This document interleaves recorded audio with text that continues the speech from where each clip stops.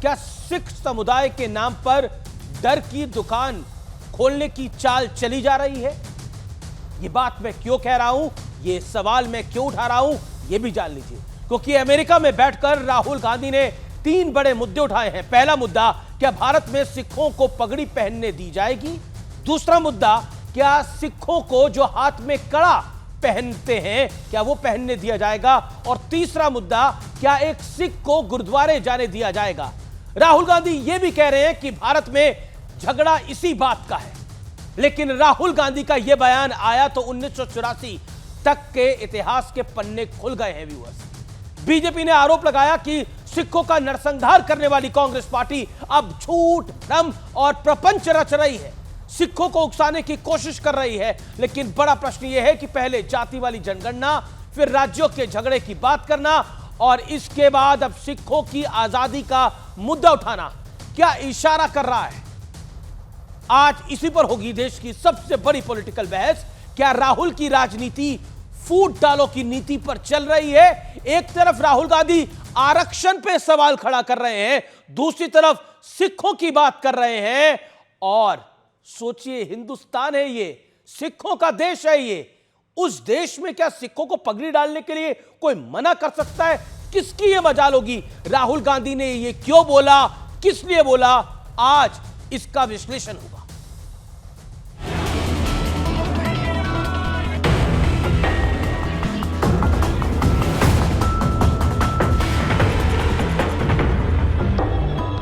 The fight is about whether he, as a Sikh, is going to be allowed to wear his turban in India.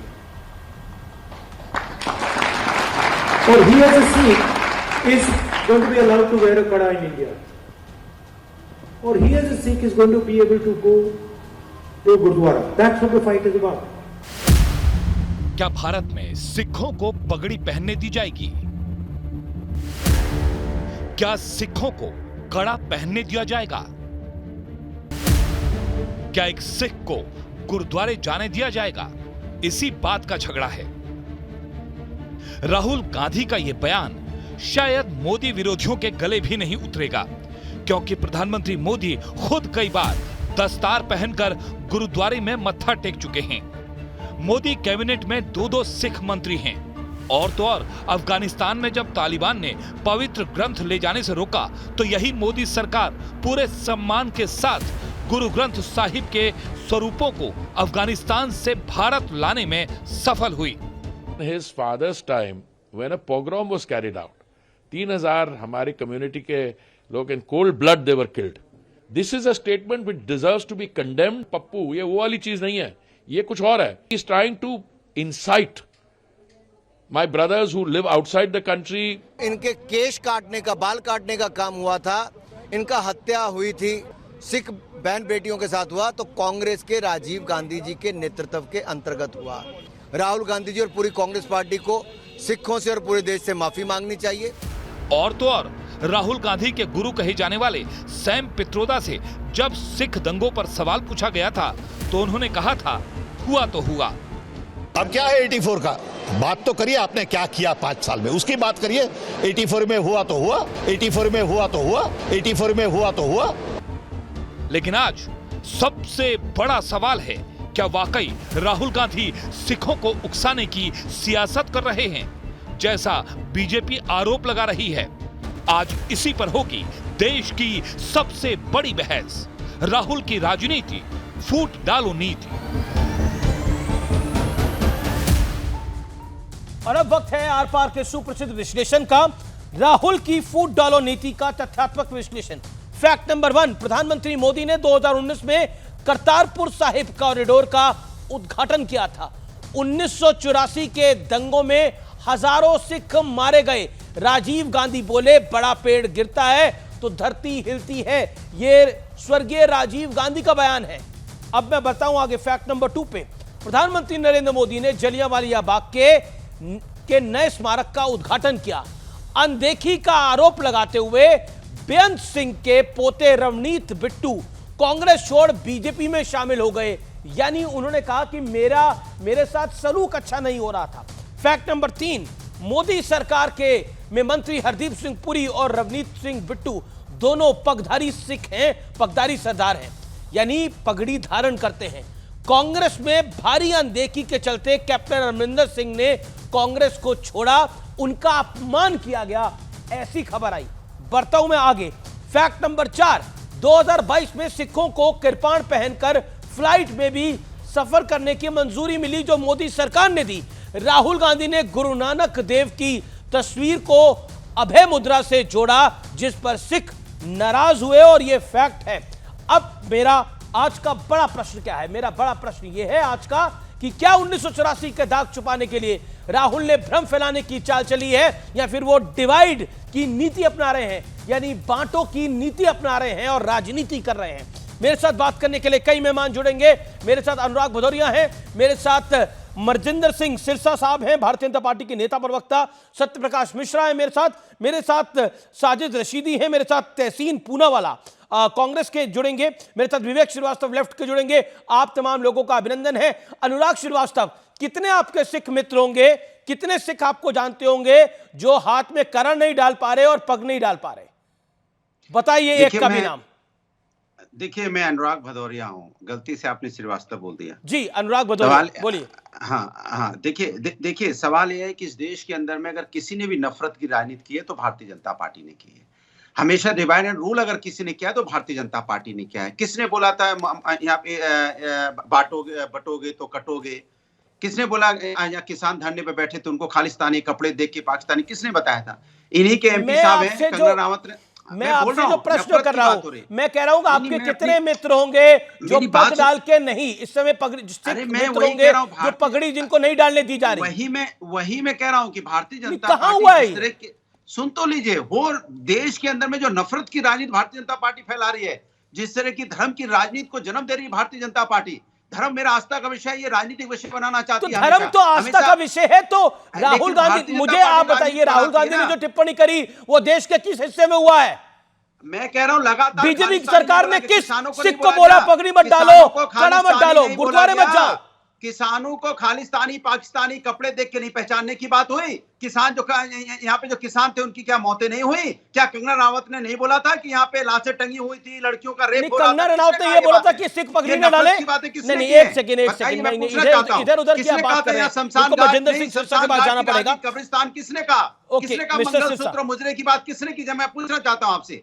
मैं तो ये लगातार कितने आपने देखा होगा कि मुस्लिम भाइयों को इन्होंने पकड़ के अनजाने में, कहते हैं अनजान था, गोश्त तस्करी कर रहा था, आपने उसको मार डाला, बाद में पता चला वो था ही नहीं। कितनी घटना आपको गिना दी जाए? तो लगातार बात कर रहा हूं, आपका एंगल दूसरा है। ओके, मजिंदर सिंह सिरसा, अनेकता में एकता वाला देश है। Manjinder Singh Sirsa on screen, no one else. Okay, Manjinder Singh Sirsa, देखिए एक second, Anurag you made your point. देखिए मजिंदर सिंह सिरसा, राहुल गांधी और कांग्रेस पार्टी कह रही है कि राहुल गांधी सत्य बोल रहे हैं और सत्य के सिवा कुछ नहीं बोल रहे हैं। उनकी भाव यही थे, उनकी भावना यही थी। देखिए, उनके भाव और भावना दोनों में अपवित्र हैं और बेईमानी के हैं, राजनीति से प्रेरित हैं, और बड़ी बात है कि नफरत भरे भी हैं। मुझे इस बात का दुख और खेद है कि जिस तरह के उन्होंने हमारे प्रति अपशब्द बोले, क्या आप सोच सकते हैं कि कोई हमारी पगड़ी को हाथ डाल सकता है? क्या आप सोच सकते हैं कि हमारी पगड़ी को उतरवा सकता है, हमारे कड़े ककार को उतरवा सकता है, हमारे गुरुद्वारे को बंद करा सकता है? ये ऐसी बात, ऐसी नफरत हमारे खिलाफ जो फैलाई जाती है, क्या देश के अंदर वो लीडर ऑफ ऑपोजिशन है? वो कोई साधारण आदमी नहीं है, वो पार्टी के प्रवक्ता भी नहीं है, बहुत बड़े स्तर अहदे पर हैं। और बड़ी बात क्या है, अगर ये सब कुछ किसी ने करने की कोशिश की, वो कौन थे? उनके नाम है, एक अब्दाली था, एक ज़करिया खान था, एक औरंगज़ेब था, उसके बाद गोरों ने कोशिश की और उसके बाद कांग्रेस ने कोशिश की।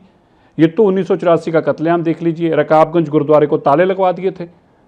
आप देखिए, रकाबगंज गुरुद्वारे को ताले लगा दिए थे, कितने दिन तक गुरुद्वारा नहीं खोलने दिया था कांग्रेस ने, और फिर इसके खिलाफ एजिटेशन हुआ, दिहाड़ जेल भरी गई।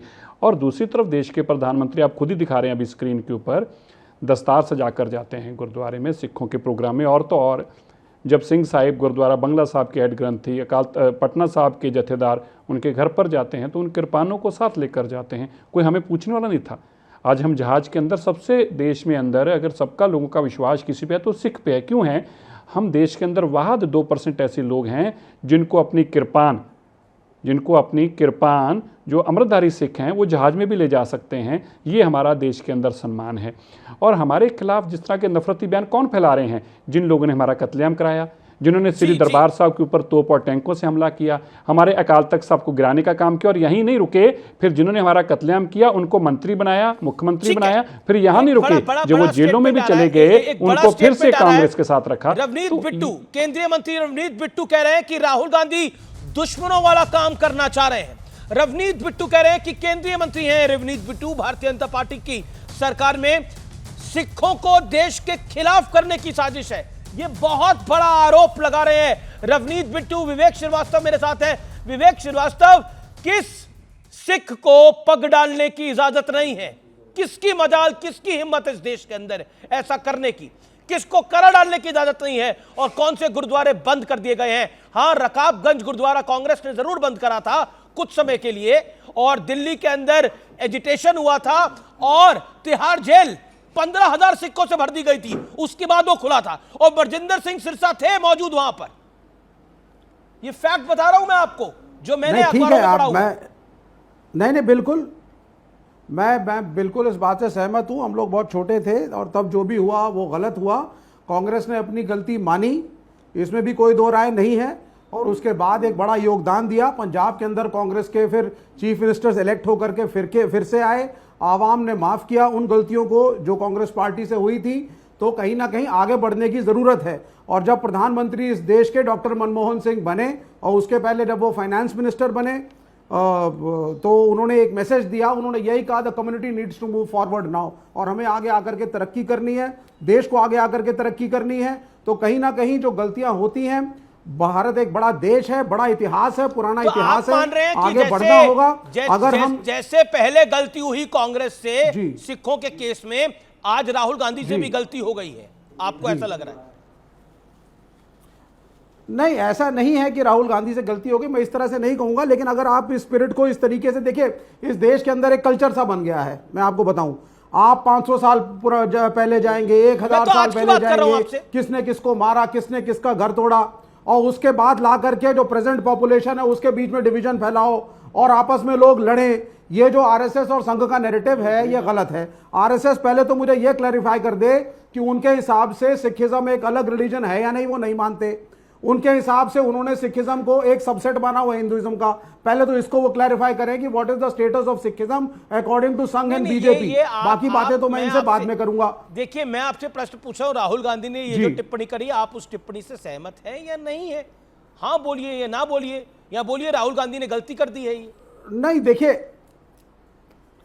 नहीं, ठीक है, उन्होंने जो बोला उसका क्लैरिफिकेशन नहीं है, लेकिन ये जरूर है कि the spirit of the Congress and the spirit of Rahul Gandhi is not against the Sikh. आप भी साथ खड़ा नहीं होना अगर ये नैरेटिव है तो ये नैरेटिव गलत है। It is as simple as that. यानी आपको भी लग रहा है कि राहुल गांधी ने गलत बोला है? सही बोला है सर। शब्दों के चयन कई बार शब्दों के चयन गलत जरूर हो जाते हैं, लेकिन यह नैरेटिव बनाना गलत है। गुरुद्वारों की भरकस सेवा अपोजिशन की पार्टियों ने, कांग्रेस ने भी करी है। इसी दिल्ली शहर में, इसी रकाबगंज में, इसी शीशगंज गुरुद्वारे में जो सिखों की गुरुद्वारा प्रबंधक कमेटी है, उसमें कांग्रेस से एफिलिएटेड नेता चुन के आए। मजिंदर सिंह सिरसा, इंडिया अलायंस के नेता भी साथ खड़ा नहीं होना चाह रहे, जो राहुल गांधी ने बयान दिया है। देखिए, उनका बयान तो गलत है, ये तो हर किसी को मानना पड़ेगा। उनका बयान आपत्तिजनक इसलिए है कि आप एक कम्युनिटी को आइडेंटिफाई करके, आप एक कम्युनिटी को पूरे देश के सामने खड़ा कर रहे हैं कि हाँ, इनकी पगड़ी उतार दो, इनकी पगड़ी उतारनी शुरू होने जानी है, इनके कड़े उतारे जाएंगे, अभी इनके गुरुद्वारे बंद कराए जाएंगे। ये जो भावना है, ये भावना स्पष्ट बताती है, जब जैसे अभी उन्होंने कहा कि डॉक्टर मनमोहन सिंह जी ने कहा we need to move forward. हम तो कह ही रहे हैं कि हम आगे बढ़ना चाहते हैं। हम तो कह ही रहे हैं कि जो इन लोगों ने पाप किए हैं, उन पाप के पश्चाताप की बात भी आज तक नहीं करते। चलो, पाप करने के बाद पश्चाताप की बात भी नहीं करते। अभी भी कांग्रेस के वो बंद नेता जिन्होंने हमारा कत्लेआम कराया, टाइटलर हों, सज्जन कुमार हों, आज भी कांग्रेस के अंदर ही हैं। तो फिर हम कैसे मूव फॉरवर्ड? क्या जो वर्ड है कि लेट्स मूव फॉरवर्ड, कैसे? मतलब इसी तरह सिर्फ बोलने के लिए ये वर्ड है, इसके इसके कोई मैंने ही नहीं है, सिर्फ झूठ और ये लोगों सिखों के साथ फ्रॉड करने के लिए वर्ड है। अब बताइए, मेरे को अभी कहा गया गुरुद्वारे बंद करा दिए जाएंगे, तो भाई आपने तो कराए हैं क्या? श्री दरबार साहब के ऊपर टैंक और तोपों से हमला किस दिन किया गया? जब शहीदी पर्व था गुरु साहब का, मतलब उनकी शहादत का दिन मनाने के लिए दुनिया वहां पहुंची है, और आप वो दिन चुनकर उनके ऊपर कत्लेआम का हमला करते हैं और तोप टैंकों के साथ। वो संगत का क्या कसूर था जो गुरुद्वारे में गए थे? ऐसी भावना आप मन में रखने के बावजूद अपने आप को बदल नहीं रहे, और फिर सिखों को आइडेंटिफाई करके कहते हैं सारी देश के आगे कि ये वो लोग हैं, इनकी पगड़ी उतारनी है, इनके ककार उतारने, इनके गुरुद्वारे बंद कराने हैं, और अमेरिका में जाके कहते हैं इनके गुरुद्वारे और पगड़ी का अब खतरा हो गया, देश में लड़ाई चल रही है। बताइए मुझे कौन से हिस्से में अमीश जी लड़ाई चल रही है? मैं जानना चाहता हूं कौन से स्टेट में लड़ाई चल रही है ये वाली, कौन से जिले में लड़ाई चल रही है ये वाली, मेरे को बताएं तो सही, कहां पे है वो लड़ाई? तहसीन पूनावाला बताएंगे। तहसीन पूनावाला, देश के किस हिस्से में सिखों के खिलाफ लड़ाई चल रही है? देश के किस हिस्से में सिखों की पगड़ियां उतारी गई? देश के किस हिस्से में सिखों को कलर डालने के लिए रोका गया? देश के किस हिस्से में सिखों के गुरुद्वारे बंद किए गए? ये बहुत बड़ी बात है। ये आपको नहीं लगता प्रकाष्ठा है किसी भी चीज की? अमीश जी, अव्वल तो आपके शो में मुझे शिरकत करने का मौका मिला, इसलिए आपका शुक्रगुजार हूँ। 2 या 3 चीज़ मैं कहना चाहता था। सबसे पहले जो 84 का नरसंहार हुआ वो गलत हुआ, नो इफ एंड बट, और कांग्रेस ने लगातार उसके लिए माफ़ी मांगी, चाहे माननीय प्रधानमंत्री मनमोहन सिंह जी थे या माननीय सोनिया गांधी जी थी, दोनों ने इसके लिए माफ़ी मांगी। जिन्होंने इस देश में किसी भी दंगे के लिए माफ़ी नहीं मांगी वो आरएसएस है, एक चीज़। दूसरी चीज़, विवेक भाई ने बहुत सही और सच बात की, और मैं CNN न्यूज़ 18 को ही कोट कर रहा हूँ, अभी के वेबसाइट को, फर्स्ट पोस्ट जो आपका सिस्टर वेबसाइट है। बार बार ये अपेक्षा माननीय प्रधानमंत्री से की गई है और आरएसएस से कि सिखिज्म को एक सेपरेट रिलीजन की तरह रिकॉग्नाइज किया जाए आर्टिकल 25 के तहत। भारतीय प्रधानमंत्री इसको क्यों नहीं मान रहे? आर्टिकल 25 को अमेंड क्यों करने दे? जबकि मेजॉरिटी, क्योंकि मेजॉरिटी पहली बार, क्योंकि मेजॉरिटी पहली बार दोनों हाउस में, मेजॉरिटी पहली बार, मेजॉरिटी पहली बार। अरे नहीं नहीं नहीं नहीं, मेजॉरिटी किसके पास है? नहीं नहीं, मेजॉरिटी किसके पास है? No no, answer the point. No no no, majority किसके पास है? मैं प्रधानमंत्री का साथ दिया आर्टिकल 27 क्या है? नहीं, एक मिनट, अब मेरे को आपको ठीक है, मैं बोल रहा हूँ देश के किस हिस्से में सिखों के साथ प्रताड़ना हो रही है? मैं बता रहा हूँ, हर चीज बता रहा हूँ, मैं एक एक स्टेप पर आ रहा हूँ। कहां पगड़ी उतारी गई? मैं बता रहा हूँ कहां कड़े उतारे गए? कहां गुरुद्वारे बंद हुए? स्टेप पे आ रहा हूँ, मैं हर स्टेप पे आ रहा हूँ जी।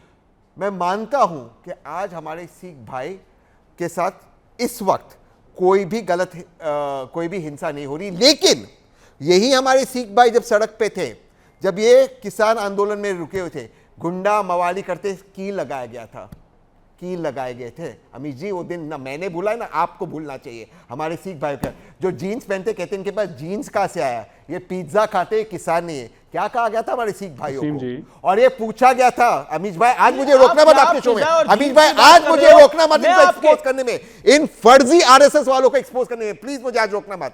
पूछा गया था कि ये जो आंदोलन चल रहा है इसका पैसा क्या आता है? अरे देश में जब भी आप बताइए, सबसे पहले जो द्वार खुलते हैं हमारे गुरुद्वारा के द्वार खुलते हैं, और आपने उस पर फंडिंग पे पैसा उठाया, उस पर आपने जवाब उठाया। अगर कांग्रेस हस्तक्षेप नहीं करती, विपक्ष हस्तक्षेप नहीं करता, किसान बना नहीं लेता, जाट भाई एक नहीं होते, मुसलमान भाई एक नहीं होते, तो मैं कहता हूं सरकार की मंशा थी, किसानों मनजिंदर सिंह सिरसा रिप्लाई, सिरसा साहब, गुंडा कहा गया था, गुंडा आपने मेरे प्रश्न का जवाब नहीं दिया। आपने 2.5 मिनट बोला, मेरे प्रश्न का जवाब नहीं दिया। कितना देश के किस पीड़ा होती है, कितना दुख होता है। पंजाब में एक वोट नहीं मिलेगा आपको। जो आपका मिनिस्टर आज बोल रहा है ना, जिसको मिनिस्टर बनाया, चुनाव हार गए वो। हार गए या नहीं हार गए चुनाव? एक वोट नहीं मिलेगा पंजाब में। मनजिंदर सिंह सिरसा, ये देखिए तसीम जी, यही एक खूबी है, यही भारत के प्रधानमंत्री जी के मन में सिखों के प्रति स्नेह और प्यार है।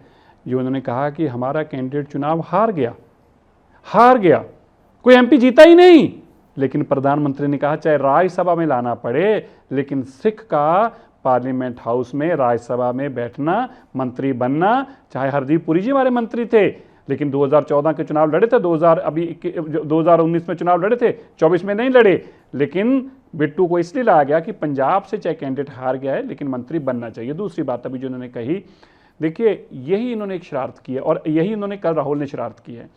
जो किसानों की लड़ाई थी, मैं तो लड़ने वाला था तसीम जी, आपके टीवी पे भी आके बोलता था, वो किसानों की बात थी, उसको सिख धर्म के साथ जोड़ा जाता है। क्यों जोड़ा जाता है?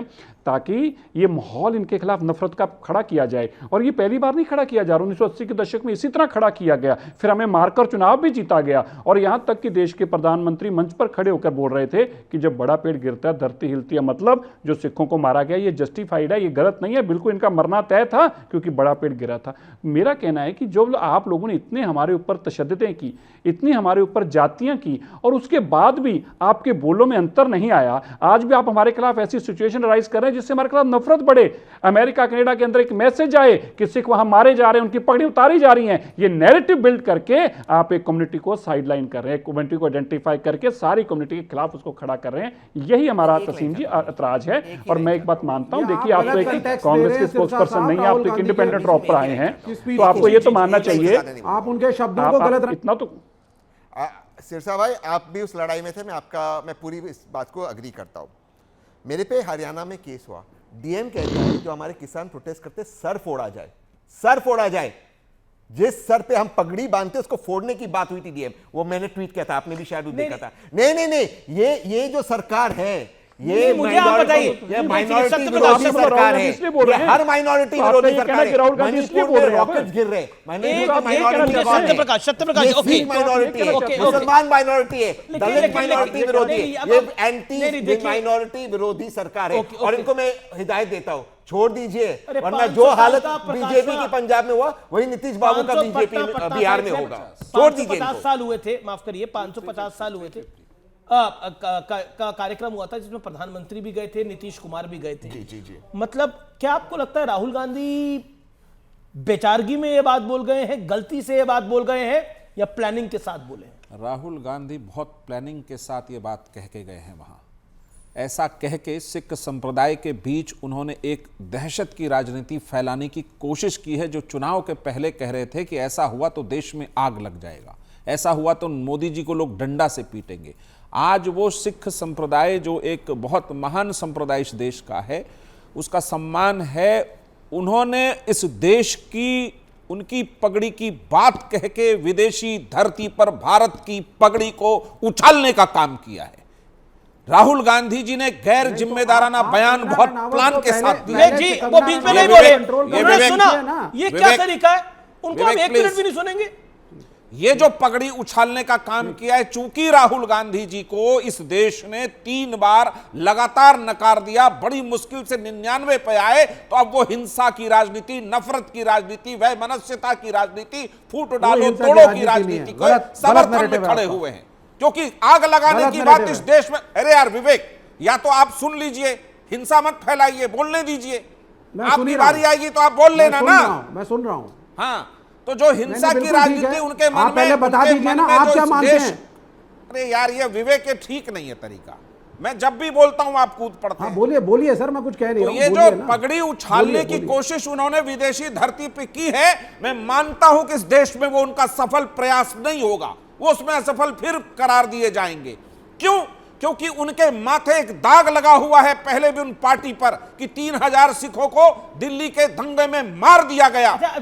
एक मिनट, एक बात कह दूं, आप देश पर घूमते, किस देश के इलाके के अंदर सिखों की पगड़ी नहीं बांधने दी जा रही, सिखों की पगड़ी खोली जा रही है, कड़ा नहीं पहनने दिया जा रहा और गुरुद्वारे बंद। गलत कह रहे हैं। जब भी कभी ऐसा करने की कोशिश कांग्रेस पार्टी ने 84 में भी किया, खुशवंत सिंह का लेख है कि आरएसएस के कार्यकर्ताओं ने आकर 2024 चल रहा है, ये खुशवंत सिंह ने लिखा है, 2024 चल रहा है, सर्टिफिकेट दिया। विवेक अब पढ़ते लिखते बार-बार 1984 में जाने की जरूरत नहीं है। उसके बाद बहुत ज्यादा इतिहास लिखा जा चुका है। विवेक यार, ये विवेक मैं आपके साथ डिबेट बार-बार 1984 में मत जाइए आप, ये तरीका ठीक नहीं है। देखिए मेरे कार्यक्रम के अंदर ओवरलैपिंग नहीं होती है। बार-बार 1984 के बाद तो सिख प्रधानमंत्री हो चुका है। किसी ने ये हिमाकत की थी तो वो कांग्रेस के कार्यकर्ता थे जो कांग्रेस से कभी नहीं निकाले गए।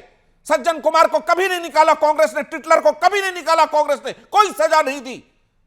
एक बार जूता चल गया चिदंबरम साहब पर, प्रेस कॉन्फ्रेंस में एक पत्रकार ने सिख के मुद्दों पे चला दिया तो उस समय उन दोनों का टिकट काट दिया। इतना भर कांग्रेस ने किया। तो जो कांग्रेस इस दाग और धब्बे को लेकर घूम रही है, उसने फिर से नफरत और हिंसा फैलाने की कोशिश की है। मैं एक बात बोल दूं, ना इस देश में किसी किसी की भी पगड़ी नहीं उछाली जा सकती। इस देश का संविधान ये जो लेकर घूमते हैं उसको पहचानते नहीं कि किसी की धर्म, किसी की आस्था और किसी के विश्वास पर कोई प्रहार नहीं कर सकता है। और नरेंद्र मोदी जी ने, रुक जाइए, नरेंद्र मोदी जी ने हर धर्म के प्रति अपनी सद्भावना हमेशा व्यक्त की है, लेकिन कांग्रेस पार्टी पे तो दाग है ना कि सिखों के प्रति उसकी दुर्भावना रही है, और ये दाग कभी माफी मांगने से नहीं मिटेगा।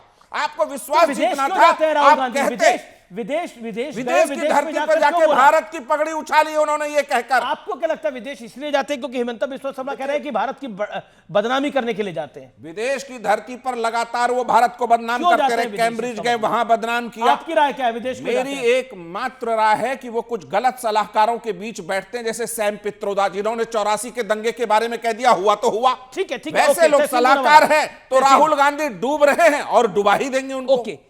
क्या आपको लगता है तहसीन पूनावाला इस अगर एक second Vivek, you made your point, Vivek आप बोल लीजिए, तहसीन बाद में आ जाएंगे। आप पॉइंट एक्चुअली बोलिए आप। हाँ हाँ, सुन लीजिए जरा। एक तो देखिए इस देश के अंदर ये एक फैशन बन गया है कि 1984 में चले जाओ, 500 साल पहले चले जाओ। 84 की बात उठाना फैशन आप समझते हैं? शर्म आनी चाहिए आपको। पार्टी भी ऐसा नहीं बोली थी 84 में, वो खड़ी थी सिखों के साथ और राजीव गांधी को क्रिटिसाइज कर रही थी। 1984 की माफी कांग्रेस मांग चुकी है। शर्म आदमी, दोनों लोग बोल रहे हैं। देखिए शांत, मेरा निवेदन है शांत। सुन लीजिए, नहीं एक सेकंड मेरी बात नहीं, ये विवेक आप बड़े सीजन्ड आदमी हैं। फैशन बन गया है 1984 की बात करना। कत्लेआम हुआ था सिखों का, नरसंहार हुआ था सिखों का, सिख भाइयों के गले में टाई डालती थी, फैशन बन गया। करने से नहीं होता इस देश के अंदर। सर देखिए, Manjinder Singh Sirsa wants to reply. मेरी आपसे कुछ बोलने नहीं दे रहे हो यार। विवेक भाई आपने एक ऐसी बात बोली जिसमें रिएक्शन है। विवेक जी सुनिए, you are not letting me speak यार।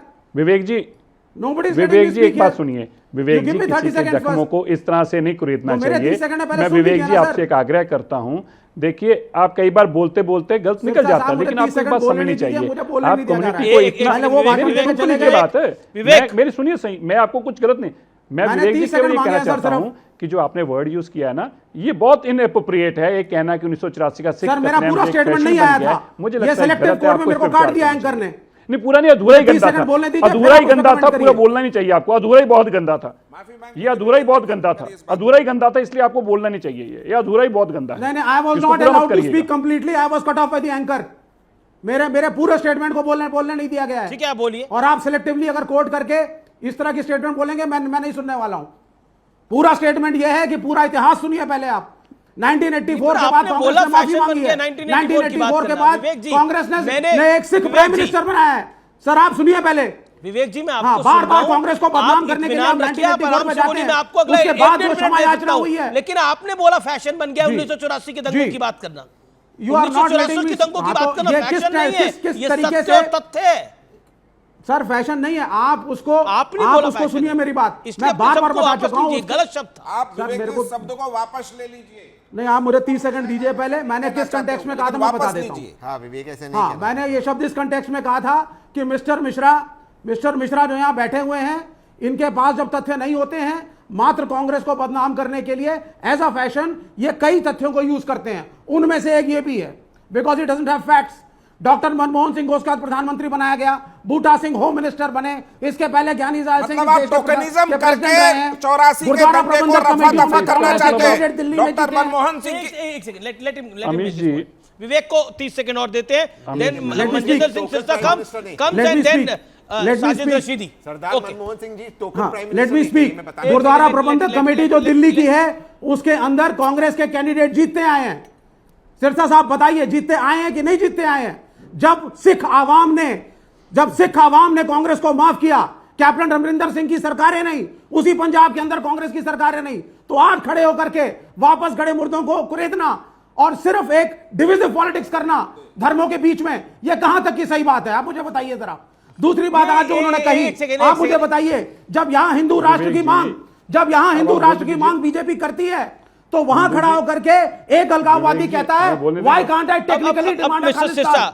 क्या उत्तर है इसका? सिंह सिरसा, कौन शुरू कर रहा है इस कल्चर को? बीजेपी शुरू कर रही है। ओके, सिरसा जी। जी, तो विवेक जी, मेरा आपसे दो बातें हैं। आपने अभी जो बातें की मुझे हैरानगी इस बात की कि आप कांग्रेस के प्रवक्ता हैं या लेफ्ट के, चलो एनीवेज कोई बात नहीं, लेकिन मेरे को एक बात बताइए। अब आपने कहा कि डॉक्टर मनमोहन सिंह जी को प्रधानमंत्री बना दिया, तो आपको लगता है कि अभी 5-6 हज़ार सिखों को मरवा के या किसी और कम्युनिटी के लोगों को मरवा के और फिर तुम उस कम्युनिटी के आदमी को मैं तुम्हें प्रधानमंत्री बना दूंगा, तुम्हें लगता है ये जस्टिफिकेशन है? एक बात।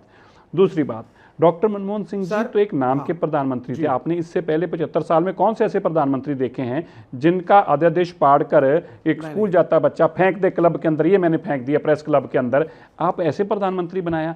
तीसरी बात, कत्लेआम तो कांग्रेस ने कराया, कत्लेआम गांधी परिवार ने कराया, उससे डॉक्टर मनमोहन सिंह जी को जोड़ने का क्या मतलब है?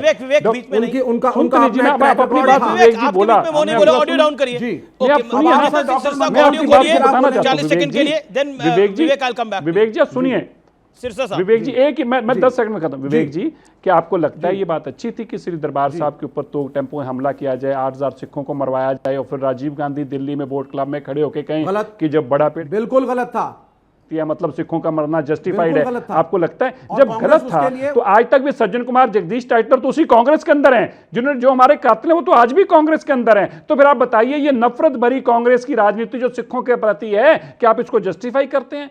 क्या आप कहते हैं कि सज्जन कुमार जगदीश टाइटलर कांग्रेस में होने चाहिए? और अगर हैं तो क्यों है? फिर आप इसके लिए लड़ाई लड़िए ना, आप मेरे साथ आके बैठिए और लड़ाई लड़िए इस चीज की। विवेक और तहसीन, आप सुनिए, ठीक है विवेक, आप अकाली दल में थे सिरसा साहब, आप अकाली दल में थे, यहां सिंघू बॉर्डर में हम खड़े होते थे, सिखों के बीच में खड़ा होता था मैं, जाता था, नॉन पॉलिटिकल स्टेट था, 800 हमारे सरदार भाई मरे हैं, इस मूवमेंट को सिखों ने लीड किया है, खालिस्तानी बोला गया, मुझको नक्सली बोला गया। आप सुनिए सर, ये जिस पार्टी और जिस प्राइम मिनिस्टर को आज लड़ाई लड़ी है, क्या शब्दों का चयन था? क्या शब्दों का चयन था? धर्म का नाम देते हैं, किसानों का संघर्ष का सिखों का कैसा वर्ड यूज करते हैं? किसानों का आंदोलन था, वो सिखों का आंदोलन नहीं था, किसानों का संघर्ष था। आप इस तरह से करके हमें बदनाम करते हैं, हमें आप क्या करते हैं? खालिस्तानी शब्द भारतीय जनता पार्टी के मंत्रियों तक नहीं के सामने क्यों खड़ा करते हैं? क्या उसमें खालिस्तानी एलिमेंट्स हिंदू नहीं थे? क्या उसमें उड़ाया गया है? कंगना रनावत को आप जस्टिफाई करेंगे? सब लोग थे, आप कंगना रनावत को जस्टिफाई करेंगे? आपकी पार्टी है, मेंबर पार्लियामेंट है, किसानों के बारे में बोलती है, वहां कहती है जो बूढ़ी सिख महिलाएं आई थी पैसे लेकर के आई थी, बाद में एक सेक्रेटरी ऑफिसर ने थप्पड़ मारा। साजिद रशीदी को लेके आता हूं मैं। साजिद रशीदी नहीं सर, इनको आईना दिखाइए ना बीजेपी को, ये कब से सिखों के प्रेमी हो गए? लगाते थे, एक सेकंड विवेक, आप अकेले मेहमान नहीं है, साजिद रशीदी को लेके आ रहा हूं। साजिद रशीदी, जो आप आरोप बीजेपी पे लगाते थे, क्या आपको लगता है वही सब बातें आज राहुल गांधी बोल रहे हैं? विदेशी धरती पे जाके वो कह रहे हैं कि सिखों को पगड़ी डालने की इजाजत नहीं है, कड़ा डालने की इजाजत नहीं है, और आरक्षण को लेकर उन्होंने बड़ा बयान दिया कि आरक्षण देखेंगे आगे जो करना है आरक्षण का, आरक्षण तो तब खत्म हो सकता है जब बिल्कुल सबको बराबरी का हक मिल जाए, यानी वो आरक्षण खत्म करने की भी बात कर रहे हैं। देखिए, मैं आपको अभी हाल ही का फरवरी का एक इंसिडेंट बताता हूं। एक आईपीएस अधिकारी हैं बंगाल में, उनको शिवेंदु अधिकारी ने क्या कहा था आपको याद है?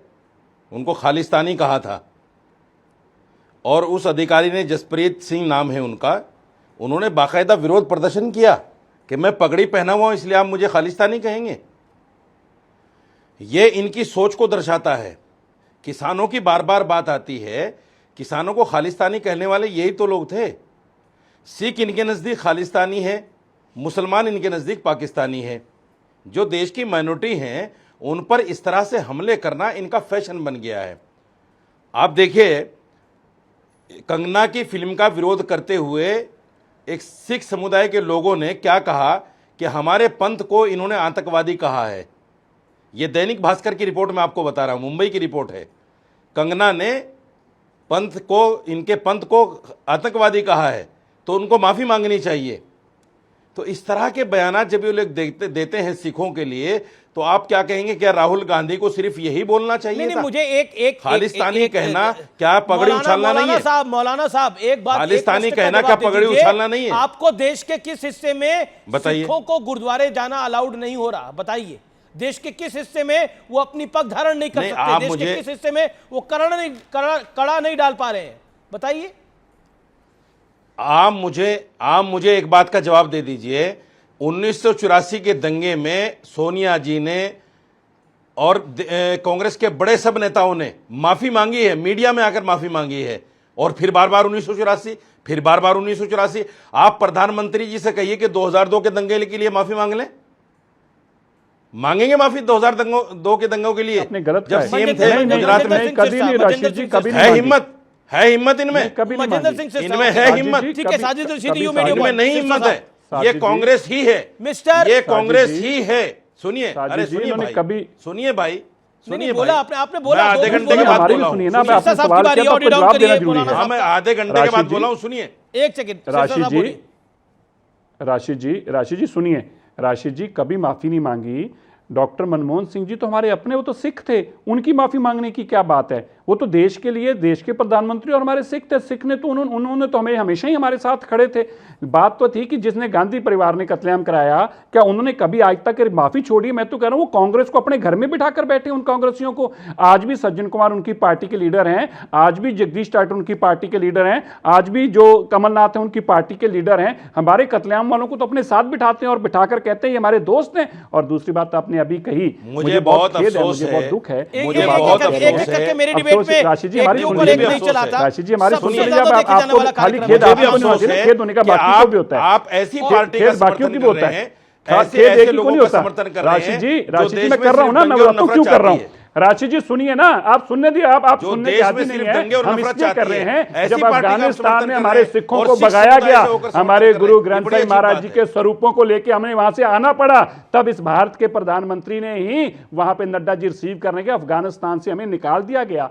हमारे सिखों को कट्टरवाद ने निकाल दिया, गुरुद्वारों पर गोली चला के गुरुद्वारे में बम अटैक करके मार दिए। लेकिन वो सिख जो थे अफगानिस्तान के नागरिक थे, वो भारतीय नहीं थे। लेकिन भारत के प्रधानमंत्री ने चिंता जताई, सरकार का एयरफोर्स का जहाज बेचा अफगानिस्तान से हमारे सिखों को लाने के लिए। और मेरे एक सवाल का जवाब दे दीजिए। बताइए, आप मेरे एक सवाल का जवाब दे दीजिए। क्या मुझे बोलना चाहिए कि नहीं? मैं बता रहा हूं, एक सवाल छोड़ रहा हूं, धन्यवाद करना चाहिए, मैं सवाल छोड़ रहा हूं। क्या मैं उनको एक सवाल छोड़ रहा हूं। पहले मेरी इस बात का जवाब दीजिए, मैं धन्यवाद करूं ना? मेरा सवाल सुनिए बस। नहीं छोड़िए जाइए, आप तो सवालों पे सवाल छोड़िए, क्योंकि आप कांग्रेस की भाषा बोलने के लिए यहाँ पे आए हैं ना। आप अरे सुनिए तो सही भाई, कांग्रेस की भाषा बोलने आए हैं ना। मेरा सवाल सुनिए, आप हमारी भावना नहीं समझ रहे। शुभेंदु अधिकारी से कहिए कि वो माफी मांगे। आप भी क्लियर, शुभेंदु अधिकारी से कहिए माफी मांगे, कंगना रनावत से कहिए कि वो माफी मांगे। क्या मांगेंगी माफी वो? साजिद, मैं इसकी बात का जवाब देता हूं। आपने कहा मंगवाइए माफी, आप सुनिए, मंगवाइए माफी, या फिर प्रधानमंत्री माफी मांगे। आपने कहा प्रमुख को माफी मांगनी चाहिए। आप जैसे कह रहे थे ना कि सोनिया ने माफी नहीं मांगी ना, क्योंकि आप मनमोहन ने माफी मांग ली, तो क्या हुआ? तो बोल रहे हैं ना आप शुभेंदु के बजाय नरेंद्र मोदी जी से माफी मंगवाइए, मंगवाइए माफी। हमें बोलने में नहीं दे रहे, नरेंद्र मोदी जी से माफी मंगवाइए। ये शुभेंदु अधिकारी ने बोलने में नहीं देते, आगे जीने कहां देंगे? मंगवाइए माफी। तो बोलेंगे ना, जब आप बोलने का जवाब नहीं देंगे। अरे भाई, आप अभी कह रहे थे ना, आप अभी कह रहे थे ना बोला कि मनमोहन सिंह ने माफी मांगी तो क्या मांगी, और मैंने कभी सोनिया ने नहीं मांगी। बोल नहीं सकता। तो आप इस पर शुभेंदु अधिकारी से माफी मंगवा लीजिए ना, जिसने कत्लेआम करवाया, अधिकारी की जगह नरेंद्र मोदी से कहिए माफी मांगे। और तो आज भी कांग्रेस के अंदर माफी मांगे। तो आपको क्या लग रहा है कि राहुल गांधी को माफी मांग सकते हैं? नहीं, ये एक तरह से मैसेज दे रहे हैं साजिद रशीदी की राहुल गांधी को भी माफी मांगनी चाहिए अपने बयान पर। ऐसा कह रहे हैं रशीदी साहब आप कि राहुल गांधी को भी माफी मांगनी चाहिए? मैं ये कह रहा हूं, देखिए अभी इन्होंने कहा कि अगर राहुल गांधी को माफी मांगी तो क्या उन्होंने क्या कहा? उन्होंने क्या कहा? अगर शुभेंदु अधिकारी का बयान है तो राहुल गांधी को भी माफी मांगनी चाहिए। आप कह रहे हैं कि मोदी को 2002 के दंगों के लिए माफी मांगनी चाहिए, तो राहुल गांधी ने जो बयान दिया उसके लिए माफी मांगनी चाहिए। अरे कांग्रेस ने तो अमीश भाई 50 बार माफी मांगी है कांग्रेस ने, लेकिन नरेंद्र मोदी नहीं मांग सकते एक बार भी। किससे? वो मोमिन जी पर माफी नहीं मांग सकते, शुभेंदु अधिकारी पर माफी नहीं मांग सकती, कंगना रनावत पर माफी नहीं मांग सकते। सेकंड पता नहीं कहां नहीं मांग सकते। कहां शुभेंदु अधिकारी एक जबान नहीं खोल सकते, लेकर आ रहे हैं, एक बार नहीं बोल सकते। एक सेकंड, ऑडियो मुसलमान की मोबिलिटी। मिस्टर सिरसा 30 सेकंड, आप एक बार नहीं बोल सकते। मैं तो सिर्फ ये कहना चाहता हूं, शुभेंदु अधिकारी ने बकायदा ये कहा कि मैंने ना कहा है ना मैं खालिस्तानी कह सकता हूं, और मैं कतई सोच भी नहीं सकता बोलने का। एक बात। दूसरी बात, साजिद जी ने जो कही माफ़ी, हम तो पूछ रहे थे कब मांगी, कहाँ मांगी, किसके सामने मांगी। श्री दरबार साहब को गिरा दिया गया, श्री दरबार साहब पे हमला किया गया, अकाल तख्त साहब को गिरा दिया गया, उसके बावजूद आप उस पार्टी का सपोर्ट कर रहे हैं। आप तो धर्मगुरु हैं, आपको धर्म की बात करनी चाहिए, अधर्म की बात नहीं करनी चाहिए। अधर्मियों का साथ भी नहीं देना चाहिए। जो लोग लोगों के धर्मों के गुरुद्वारे और उनके ऊपर हमले करें, गुरु ग्रंथ साहिब महाराज जी के स्वरूपों की बेदबी करें, आग लगा दें, ऐसे लोगों का आपको साजिद जी सपोर्ट नहीं करना चाहिए। मैं तो आपको केवल यही विनती करना चाहता हूँ राशिद जी, आप सोच रहे, आप धर्मगुरु हैं, आप धर्म पे खड़े होइए, धर्म मत चांदनी चौक में आदमी को झूठा कहते हैं। वो शीशगंज गुरुद्वारा क्यों है, किसके शीश नवाए गए थे वहां पर, किसके शीश नवाए गए थे वहां पर, वो शीशगंज गुरुद्वारा क्यों है, ये हम सब जानते हैं, आपको भी पता ही होगा, जानकारी होगी आपको इसकी। भाई मुझे ये अफसोस है कि नहीं ये बताइए रशीद जी साहब को, वो शीशगंज गुरुद्वारा क्यों है, झूठा ठहरा दिया। मुझे बड़ा अफसोस हुआ कि अपने ही पंथ के आदमी को आईपीएस अधिकारी के बयान को एक second Manjinder Singh Sirsa, all audios on Vivek Shrivastava 30 seconds खड़े हुए थे। नहीं क्यों होगा वो शीशगंज गुरुद्वारा क्यों है दिल्ली के चांदनी चौक में? आज जो शीशगंज में हुआ सबने देखा, लेकिन मलेरकोटला के मुसलमान गुरु महाराज के साथ खड़े हुए। और दिल्ली का शीशगंज गुरुद्वारा क्यों है? जब दंगे हो रहे थे तो सिख समुदाय ने हमने खड़े होकर के मलेरकोटला के मुसलमानों की रक्षा करी। ये इतिहास है इस देश का, ये इस देश का इतिहास है। नहीं बिल्कुल है साजिद जी, हम भी आपको कह रहे हैं कि आप भी उसी तरह खड़े होइए ना, हम भी तो आपको यही कह रहे हैं साजिद जी, हम भी आपको यही कह रहे हैं कि आपको उस तरह खड़े होना चाहिए। जब अफगानिस्तान से हमारे गुरु ग्रंथ साहिब के स्वरूप निकाले जा रहे थे, सिखों को गुरुद्वारा में मारा जा रहा था, तो आपने एक बयान नहीं दिया। मैं आज साजिद जी आपको बताना चाहता हूँ, आपका एक बयान नहीं है। आप बताइए टीवी पे आके तो आप जरूर बोल रहे हैं, लेकिन मुझे याद कराइए। आप बताइए, आपने कहा एक बार आज ही बोल दीजिए। मुझे बड़ा अफसोस है कि आपने अपने ही पंथ के आईपीएस बड़ी खबर बीजेपी ने रिएक्ट किया है। राहुल गांधी ने जो आरक्षण पे बयान दिया है कि बीजेपी ने उस पर रिएक्ट किया है, क्या कांग्रेस पार्टी आरक्षण को समाप्त करना चाहती है? राहुल गांधी जिस तरह के बयान दे रहे हैं, बीजेपी का यह आरोप है। तहसीन उल्टा चोर कोटवाल को डांटे, पर राहुल जी ने बयान दिया, बीजेपी ये बोले कि कास्ट सेंसस कब करा रहे, और इस पे न जाए कि कास्ट सर्वे। आप भी जानते हैं, अमित जी सब वरिष्ठ है, कास्ट सर्वे और कास्ट सेंसस में बहुत डिफरेंस। कास्ट सेंसस जो अरुण जेटली जी और राजनाथ सिंह जी ने प्रॉमिस किया था कि 2014 के बाद रिलीज होगा 2011 का, और वो कास्ट सर्वे आप कराइए ना, कास्ट सर्वे और कास्ट रखे हुए हैं। मैं आपको बताता हूँ, अमित जी अगर आपने मैं किसी के बीच में नहीं होता, अगर यही चाहते हो फिर मैं नहीं आता आपके शो में, छोड़ दीजिए, मैं छोड़ मैं किसी के बीच में। आपके दर्शक जानते कास्ट सर्वे और कास्ट सेंसस, अमित जी ये शोभा नहीं देता। कास्ट सर्वे में कोई सिमिलैरिटी नहीं कास्ट सेंसस में, उसका कोई वो अलग पैरामीटर्स है। हम कास्ट सेंसस की बात करें, ये promise floor of the house Arun Jaitley और राजनाथ सिंह जी ने दिया। लेकिन मैं एक और चीज कहना चाहता हूं, सोनिया गांधी जी ने, क्योंकि तारीख पूछी कब माफी मांगी, जनवरी 1998 चंडीगढ़ में माफी मांगी। उसके बाद अगस्त 2005 में मनमोहन सिंह जी ने फ्लोर ऑफ द हाउस में माफी मांगी। उसके बाद 2019 में मनमोहन सिंह जी ने दोबारा से माफी मांगी, और उसके बाद राहुल गांधी जी ने प्रेस कॉन्फ्रेंस में भारत जोड़ो ये कहा था, ये जो आप देवगन जी हमें मिसलीडिंग स्टेटमेंट नेशनल चैनल पर दे रहे हैं, मैं इसको क्लैरिफाई करना चाहता हूं। सोनिया जी ने कभी माफी नहीं मांगी, उन्होंने कहा मैं आई रिग्रेट। नहीं सिरसा जी नहीं देखिए, पहले इसकी क्लैरिफाई करिए। ये कभी माफी नहीं मांगी गई, झूठ बोल रहे हैं। कार्रवाई होनी चाहिए। आप नेशनल चैनल पर आकर पुण्यवाला जी झूठ बोल रहे हैं। पुण्यवाला जी आप नेशनल चैनल पर, अरे उसमें बीजेपी के लोग पे एफआईआर था, कभी माफी नहीं मांगी। 14 एफआईआर बीजेपी, कभी माफी नहीं मांगी। अटल बिहारी वाजपेयी तुम माफी काहे की मांगी कांग्रेस ने? लोग बीजेपी के इन्वॉल्व थे सिख दंगों के अंदर, माफी कांग्रेस मांग रही थी। कमाल का मजाक कर रहे हैं। और अडवाणी जी ने एफआईआर बंद की। ये एक सेकंड, ये कमाल। और आप साजिद रशीदी की सारी बातों से एग्री कर रहे हैं आप? नहीं, आप एग्री कर रहे हैं, आपने एग्री करें। मैं किसी से एग्री नहीं कर रहा हूं, मैं ये कह रहा हूं कि प्राइम मिनिस्टर मोदी ये बताए कि सिख दंगों के लिए जस्टिस नहीं, कमाल की बात है। 11 साल से जो मुझे मजिंदर सिंह सिरसा, दंगे बीजेपी ने कराए थे, माफी कांग्रेस ने मांगी। तहसीन पूनावाला कह रहे हैं आरएसएस के लोग भी इन्वॉल्व थे। ओके तहसीन, ये ओके सिरसा साहब 10 सेकंड इन दंगों। देखिए, पहले तो मुझे तसीम जी ने ये लाइन गलत बोली है पुण्यवाला जी ने कि कांग्रेस की अध्यक्षा सोनिया गांधी जी माफी मांगी। कभी माफी नहीं मांगी थी। उन्होंने कहा था आई रिग्रेट, मुझे अफसोस। उन्होंने माफी नहीं मांगी, उन्होंने कहा आई रिग्रेट। अब बात ये 8000 लोगों को मनवाने के बाद आपकी माफी मांगने में भी आपको शर्म आ रही है, और फिर भी आप कहें कि हम सिखों के हितैषी हैं, तो ये सवाल तो सिख आपसे जरूर पूछेंगे ना कि फिर हमारे कातलों को, सज्जन कुमार और टाइटलर को कांग्रेस में क्यों रखा हुआ है। बड़ी खबर आ रही है, बीजेपी ने बड़ा अटैक किया है कांग्रेस पर, राहुल गांधी पर रविशंकर प्रसाद का पलटवार है। भारत को बदनाम करना चाह रहे हैं राहुल गांधी, और यही राहुल गांधी का मिशन है। विदेश में भारत को बदनाम कर रहे हैं राहुल गांधी, ये रविशंकर प्रसाद ने बोला। राहुल गांधी संविधान के साथ धोखा कर रहे हैं, भारतीय संविधान के साथ धोखा कर रहे हैं। राहुल को आज चीन प्रेम साफ देखा जा सकता है। राहुल गांधी के बयान पर रविशंकर प्रसाद का पलटवार है। आरक्षण को लेकर भी राहुल गांधी ने बयान दिया है, उसमें बोला है कि राहुल गांधी की पार्टी कांग्रेस दलित विरोधी है। आरक्षण के का विरोध राहुल की विरासत है, यानी और डीएमके और तमाम गठबंधन के दल इस विषय पर चुप हैं। मैं सीधा रुख करता हूं तहसीन पूनावाला का और लेफ्ट के नेता विवेक श्रीवास्तव का। विवेक श्रीवास्तव, क्या अब राहुल गांधी आरक्षण को समाप्त करना चाहते हैं? खुले तौर पे उन्होंने बोला है अमेरिका के अंदर। राहुल गांधी वो उन्होंने जो कहा है उसका मिस इंटरप्रिटेशन है।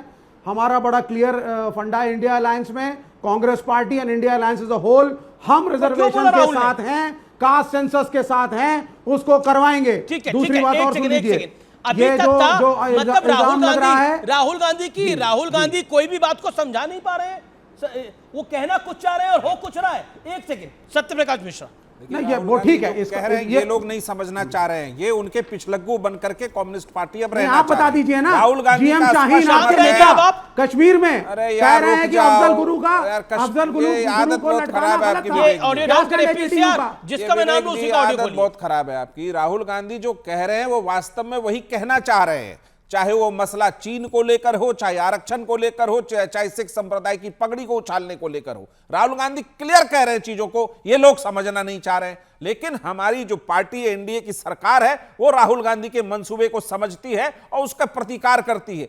चीन से तो पुराना दोस्ती यारी है ना, पैसे लेने देने का खेल है। डोकलाम क्राइसिस के समय एम्बेसी में बैठकर चाउमीन खा रहे थे राहुल गांधी। जवाब नहीं सूझेगा विवेक श्रीवास्तव को। कश्मीर पे बर्फ तो खेले, लेकिन उनका गृह मंत्री कहता है कि उनकी रूह फटती थी वहां जाने में। अब रूह फटती थी, दिमाग फटता था, वहां बम तो फटता था, लेकिन आज शांति है तो जाके दोनों बर्फ खेलते हैं। उनको डर लगता था, नहीं डर, भीषण दहशत। वो ऐसी सी बात करे कि मेरी रूह फटती थी, पता नहीं क्या क्या बोल रहे थे वो, ऐसे ऐसे शब्दों का इस्तेमाल किया सुशील कुमार शिंदे ने। भगवान जाने उनकी क्या फटती है। आज कश्मीर में हर व्यक्ति जाकर तिरंगा लहराता है और हर हिंदुस्तानी गर्व से कहता है। नहीं, गलत बात। कश्मीर में जीएम शाहीन का बयान है आज। अरे समय आज जीएम शाहीन का बयान है जेडीयू के नेता के, अफजल गुरु को हैंग करना गलत था। अच्छा, जेडीयू जरा स्टैंड क्लियर करे। ये जो मिसकम्युनिकेशन की बात कर रहे हैं, कुछ कहा है मुझसे सहमत नहीं। सुशील कुमार शिंदे डर रहे थे क्या? नहीं, सहमत नहीं है, उसको भी निकाल दो, केसी त्यागी को भी निकाल दो, आप भी निकल जाओ। शिंदे साहब डर रहे थे, सुशील कुमार शिंदे डर रहे थे, उन्होंने खुद बोला। क्या बोला था उन्होंने सत्यप्रकाश जी? अरे उन्होंने कहा मुझे लोगों को नहीं पता, मेरी तो फटती थी। अब क्या फटती थी? रूह फटती थी, दिमाग फटता था, भगवान जाने। तहसीन नहीं, आप कुछ बोल नहीं पा रहे इस विषय में? नहीं, वो बहुत क्लियर कह रहे कि इतनी खराब स्थिति जिसमें भाजपा और जनता दल की सरकार ने छोड़ते गया थे। ठीक है, लेकिन अब मैं सत्य और तथ्य का रुख कर लेता हूं।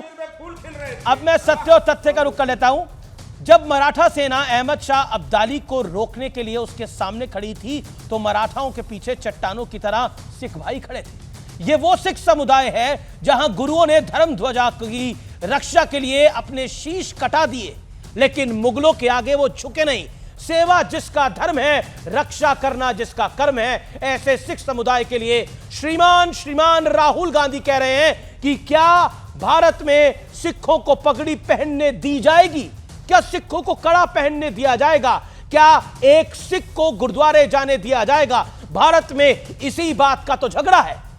अब सवाल है कि क्या राहुल गांधी उकसाने की, भड़काने की और बांटने की राजनीति साफ तौर पर कर रहे हैं, जैसा बीजेपी आरोप लगा रही है। इसलिए आज कुछ तथ्य खंगालने आवश्यक हो जाते हैं। सत्ता में आने के बाद पिछले 10 सालों में खुद प्रधानमंत्री मोदी दस्तार यानी पगड़ी पहनकर कई बार गुरुद्वारों में मत्था टेकने गए हैं, लंगर सेवा की है। इतना ही नहीं, जब अफगानिस्तान में तालिबान का कब्जा हुआ तो उसने पवित्र गुरु ग्रंथ साहिब के स्वरूप को भारत लाने से रोका। लेकिन यही मोदी सरकार अपनी कूटनीति का करिश्मा दिखाते हुए पूरे सम्मान के साथ गुरु ग्रंथ साहिब के स्वरूपों को अफगानिस्तान से भारत लाने में सफल हुई।